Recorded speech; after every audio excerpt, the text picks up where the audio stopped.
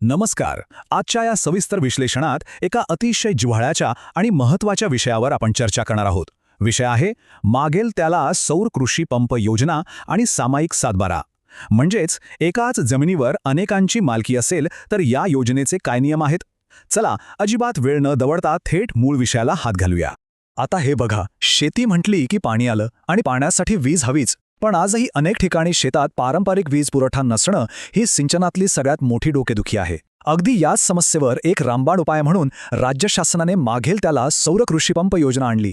ज्यांच्या शेतापर्यंत अजूनही विजेचे खांब पोचलेले नाहीत त्यांच्यासाठी ही योजना खऱ्या अर्थाने एक वरदानच ठरतीये. आणि सर्वात महत्त्वाची गोष्ट म्हणजे ही योजना फक्त सरकारी फाईल्समध्ये धूळ खात पडलेली नाही. आज घडीला संपूर्ण महाराष्ट्रातील तब्बल हजारो शेतकरी ह्या भन्नाट योजनेचा प्रत्यक्ष लाभ घेत आहेत. विचार करा, हजारो सौरपंपांच्या माध्यमातून आज शेतीला शाश्वत ऊर्जा मिळतेय. हा आकडा खरोखरच खूप मोठा आणि आश्वासक आहे. पण इथेच ना एक अतिशय व्यावहारिक अडचण उभी राहते. आपल्याकडे ग्रामीण भागात जमिनीची मालकी बहुतांश वेळा संयुक्त असते. म्हणजेच एकाच सातबारा उतार्यावर अनेक भावांची किंवा चुलत भावांची नावे असतात. मग अशा वेळी काय करायचं? सामायिक सातबारा असलेल्या खातेदारांना या योजनेचा फायदा खरंच मिळू शकतो का, की नुसत्या सामायिक मालकीमुळे या एवढ्या चांगल्या सुविधेवर पाणी सोडावं लागेल असा प्रश्न पडणे अगदी स्वाभाविक आहे.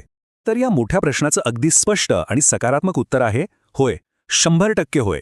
सातबारा जरी सामायिक असला तरीही या मागील त्याला सोलर कृषीपंप योजनेचा लाभ घेण्यासाठी पूर्णपणे पात्रता मिळते. फक्त जमीन संयुक्त नावावर आहे या एका कारणास्तव कोणालाही या हक्काच्या योजनेपासून वंचित राहावं लागणार नाही. ही खरंच खूप मोठी दिलासादायक बाब आहे. पण थांबा, इथे एक छोटीशी मेख आहे. पात्रता तर मिळाली, पण हा लाभ प्रत्यक्षात पदरात पाडून घेण्यासाठी काही प्रशासकीय सोपस्कार पार पाडणं अत्यंत गरजेचं आहे.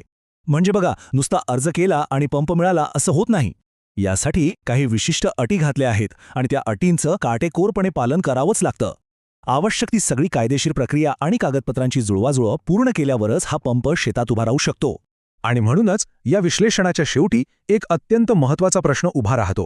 तो म्हणजे सामायिक जमिनीसाठी अर्ज करताना नेमक्या कोणत्या कायदेशीर प्रक्रियांना सामोरं जावं लागतं, कोणती विशिष्ट कागदपत्रे लागतात आणि इतर खातेदारांच्या संमतीपत्राचं काय.